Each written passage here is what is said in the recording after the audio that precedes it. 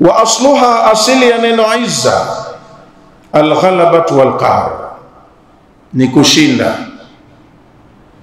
kwa njia yoyote ile, mimi lazima nishinde, ndo maana yake. Wa minhu qawluhum, na katika matumizi ya neno hili ni maneno yao wanayosema watu, man azza bazza. Ukishakuwa wewe umeshinda, basi utaneemeka, utabaki na ngawira kwenye hicho ulichoshinda, wewe utakuwa juu mwenye neema. Kwa hiyo watu wanaangalia dunia, vigezo vyote vya akhera wanavikataa, kwa sababu wanalinda dunia yao, na dunia yenyewe haina rafiki wa kudumu. Leo unayo, kesho inakukataa. Wengine wanakataliwa na dunia, umri wao bado upo, mauti hayajafika, lakini alikuwa juu akashuka chini akawa dhalili, lakini bado hayajatosha kuwa ni masomo kwa watu wakajifunza. Wanang'ang'ania ile ile tu izza. Yani maana yake wanakusudia man azza bazza, bimaana man ghalaba salaba. Yoyote kwenye mechi au kwenye vita anayeshinda, yeye ndo anakuwa wajuu, mwenye mamlaka, mwenye maamuzi, anapokonya, anadhibiti kila kitu. Kwa hiyo watu wanataka ule ujuu, lazima mimi niwe juu. Moja hilo izzatin, na jengine washiqaqin. Makafiri wanakuwa wako kwenye tabia ya shiqaq. Shiqaq maanahu mukhalafatun wa mubayanatun. Mimi sitaki niwe na huyu, shauri lake sikubaliani nalo, na kama ninamkataa na nalikataa jambo lake, lazima mimi niwe nina mbadala, naacha hichi niwe nina hichi, kama walivyokataa wana wa Israeli kuikubali Qur'an. Wanajua ni haki kweli, inatoka kwa Allah, lakini sasa huyu anapokea wahi kutoka mbinguni. Tutashindanaje na mtu ambaye anapokea wahi? Lazima tuwe tuna kitu mbadala, kwa sababu nguvu yake itatokana na kukubalika na watu. Akiwa kuna watu nyuma yake wanamlinda, wanamwenzi, ili na sisi tuwe kama yeye, tuwe na watu watulinde, watuizi, tuwe na kitu kitakachokuwa ni mbadala wa alichonacho yeye. Yeye anashushiwa wapi? Hoja zake zimenyoka, akiziuza fikra zake kwa watu zinakubalika. Sasa sisi kitu badala ya hiki ni kipi? Allah akasema wao wakatafuta badala ya Qur'ani, wattaba'u ma tatlu shayatinu ala mulki Sulaiman. Wamekataa Taurati yao, wamekataa Injili, kwa sababu hivyo vyote wangevikubali, vinakubaliana na Qur'ani, vyote mwenyewe mmoja hivyo. Sasa kitu mbadala cha wahi wakafuata uchawi. Kwa hiyo uchawi ndo unawaweka mjini. Wamekataa haki, lakini ili na wao waweze kushindana na mwenye haki, wawe na nguvu ambayo angalau inakaribiana na nguvu alionayo mwenye wahi. Wattaba'u ma tatlu shayatinu ala mulki Sulaiman wama kafara Sulaiman walakinna shayatina kafaru, ila akhir al-aya. Kwa hiyo makafiri huwa wanatengeneza mbadala, huyu ana hiki, na ili tumweze lazima tuwe na mbadala wake, tuwe na hiki. Hiyo ndo shiqaq. Wanatengeneza alternative, mbinu mbadala. Hizi ndo fikra za makafiri wote duniani tangu imeanza mpaka itakwisha. Sadi wal Qur'ani dhikri, ninaiapia Qur'ani ambayo ina sharaf, ina utukufu. Bali alladhina kafaru fi izzatin wa shiqaq. Lakini hawa makafiri badala ya kukubaliana na Qur'ani, wao tabia yao ni kutengeneza nguvu. wawe wako juu, na watengeneze tofauti. Sisi na huyu hatutaki tufanane. Kama yeye ana akili na sisi tuna akili, kama kasoma na sisi tumesoma, kama ana namna ya kutafuta watu washabiki na sisi tutatafuta njia ya kujitengenezea washabiki. Kwa hiyo katika ulimwengu wa wanadamu wako watakaochukuliwa kwenda kulia na wako watakaochukuliwa kwenda kushoto. Kwa hiyo makafiri wanatenda ya kuwachukua watu hawa au viumbe wa Allah wakawapotosha wakawapeleka kushoto. Wanataka kufanya kwa makusudi ku create difference baina ya haki na batil, alafu tushindanishe nani zaidi, kama walivyosema katika suratul Jinn au kwenye suratu Maryam, fasata'lamuna ayyuna ashaddu adhaban, yani man huwa sharru makanan wa adhafu junda, nani mwenye nafasi mbaya na mwenye majeshi dhaifu. Hiyo ilikuwa ni kauli ya Allah subhanahu wa ta'ala, kwamba walisema wanataka wamuonyeshe Muhammad kwamba katika ile eneo la Maka hana sauti na hana nguvu, na katu hawezi yeye kuwa juu pale, kwa sababu wao wamejijenga vizuri, wana majeshi imara. Halafu kauli yao wakiongea kwa watu inapokelewa. Muhammad hata akisema watu hawamsikii. Walijitahidi kumbana kwa muda mrefu, miaka 13 Maka mtume hakuwa na sauti, mpaka alipofanya hijra Allah ndo akampa kule support ya kukubalika alikokwenda, na akatengeneza nguvu, nako wakamfuata kutaka kumwangamiza mapema. Walijua kwa tuliomfanyia Maka Muhammad, tukimpa fursa ya kujitenga akenda mahala baidi atajiimarisha na lazima atarudi kuja kulipiza kisasi. Ndio maana wanatayarisha njia za kwenda kumvuruga huko Madina aliko, asije akatengeneza nguvu akathubutu kurudi kuja kulipiza kwa yaliyofanyika. Hii ndiyo maana ya izzatin wa shiqaq. Lazima wawe aiza, na lazima jambo lao wakiliuza kwa watu lipate majority, likubalike zaidi kuliko la huyu mpinzani wao. Walikuwa wanatengeneza hiyo kitu. Bali alladhina kafaru fi izzatin wa shiqaq, ay bali alkafiruna, hawa makafiri, fi hamiyatin wa takabburin anil iman, wana ulemori wa kusema wanalinda mila yao, wako imara.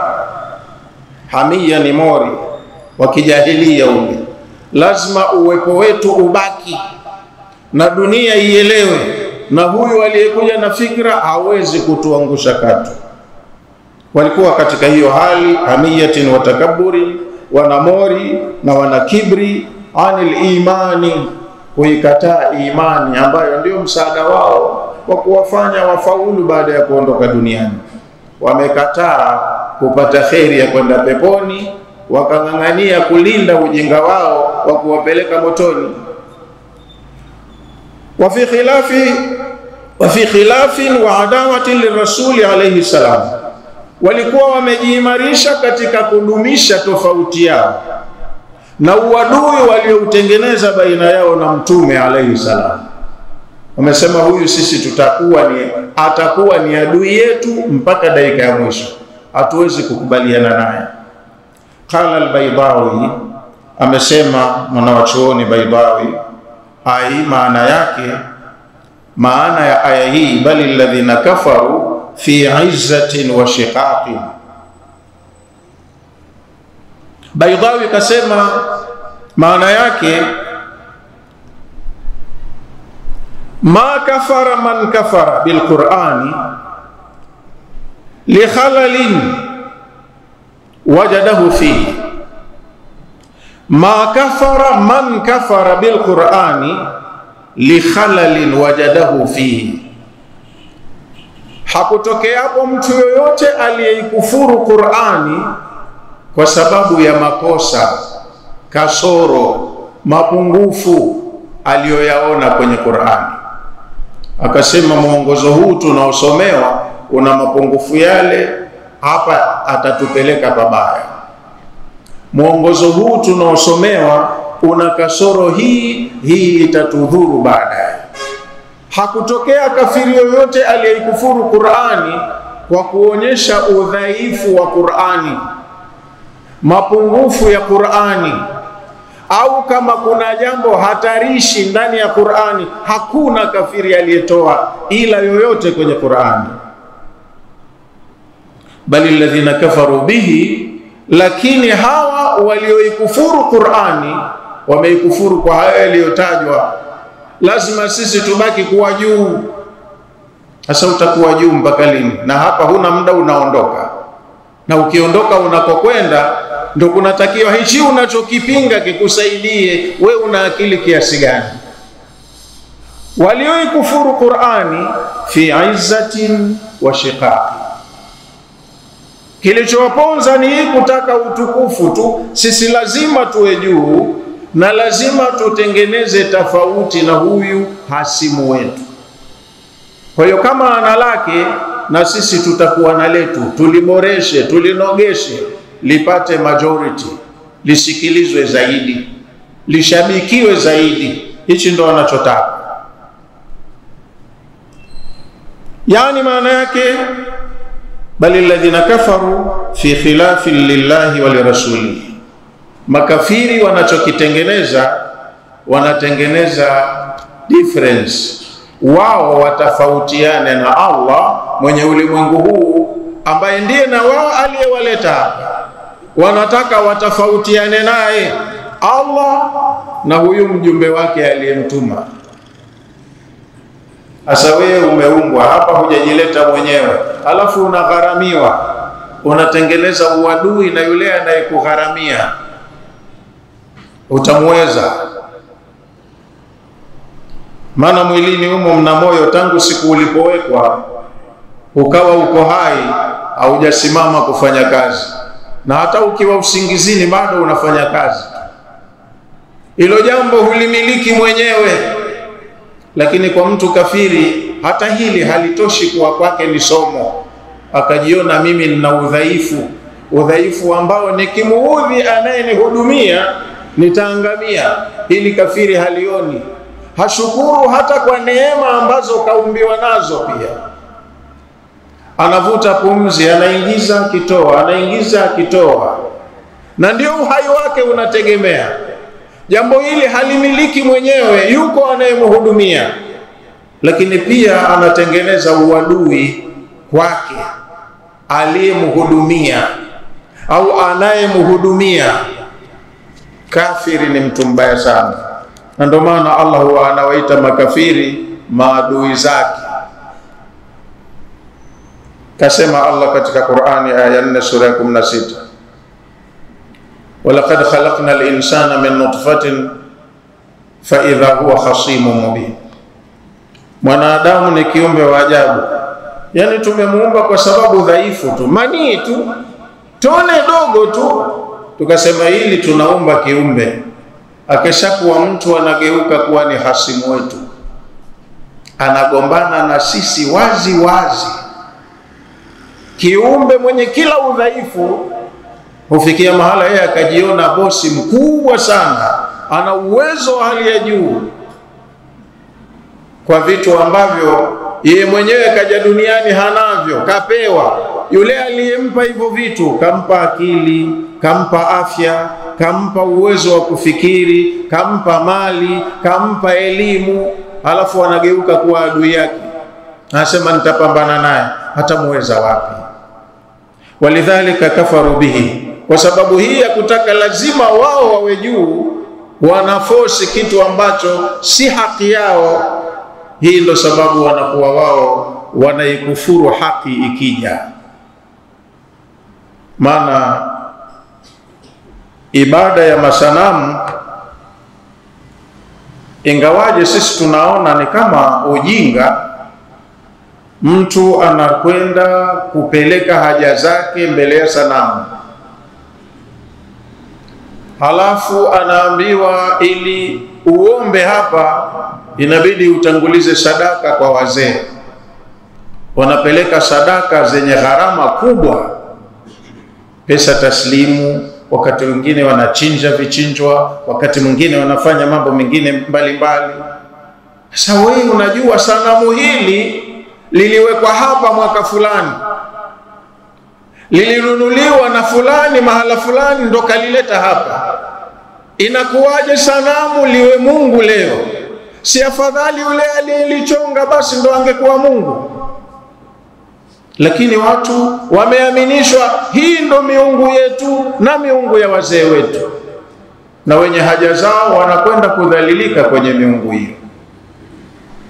Kuja kwa Uislamu na kukataza jambo lile kulikuwa kwao kuna madhara, kwa sababu ile kusimamia tu zoezi la ibada ndicho kitu kinachowaweka mjini.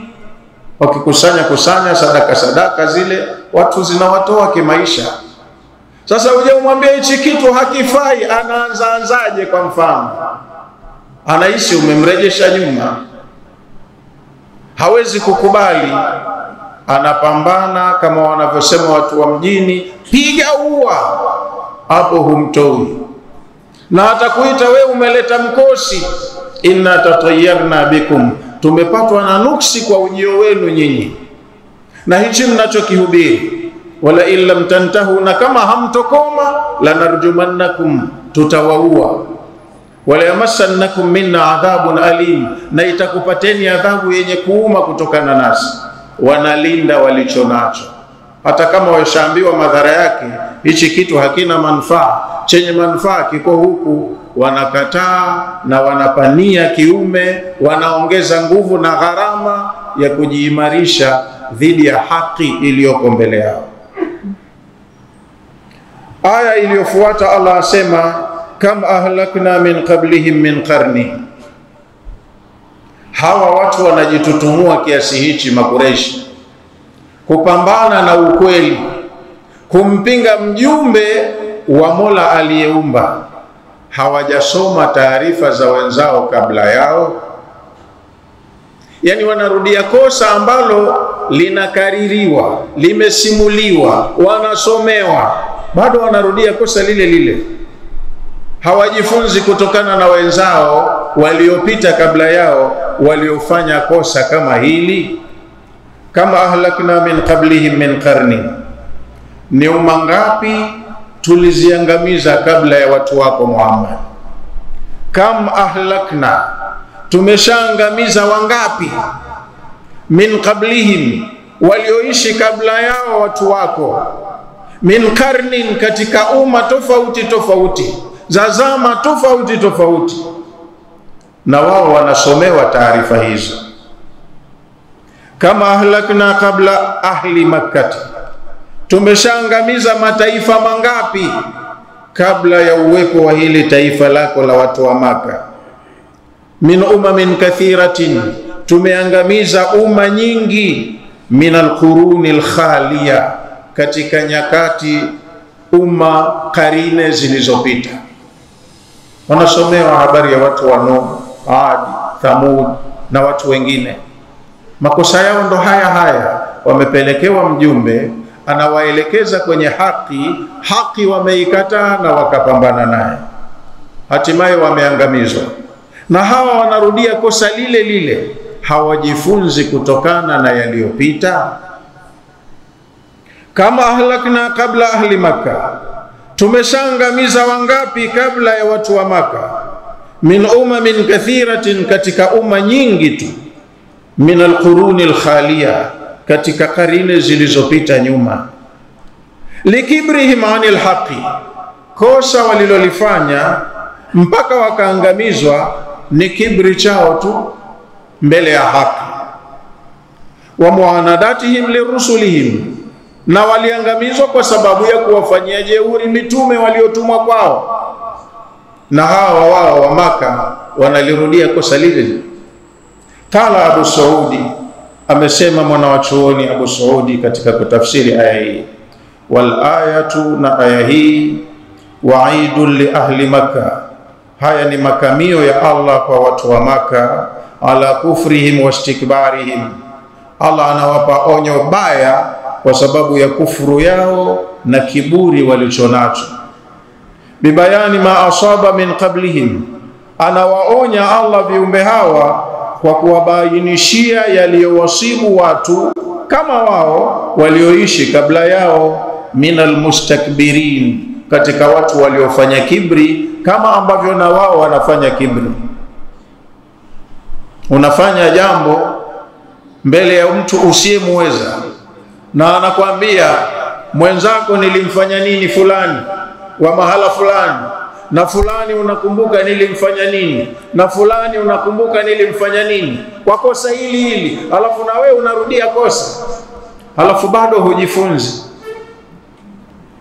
Wenzako wengi kwa kosa hili wameangamia, alafu na wewe unarudia kosa, hujipendi. Kam ahlakna min qablihim min qarni, ni wangapi tulioangamiza kabla yao katika umma zilizotangulia. Fanadau, matokeo yake likiwafika la kuwafika, fanadau, huwa wanajua kunyenyekea, wanaomba msamaha, wanaomba warejeshwe, wanaomba adhabu iakhirishwe.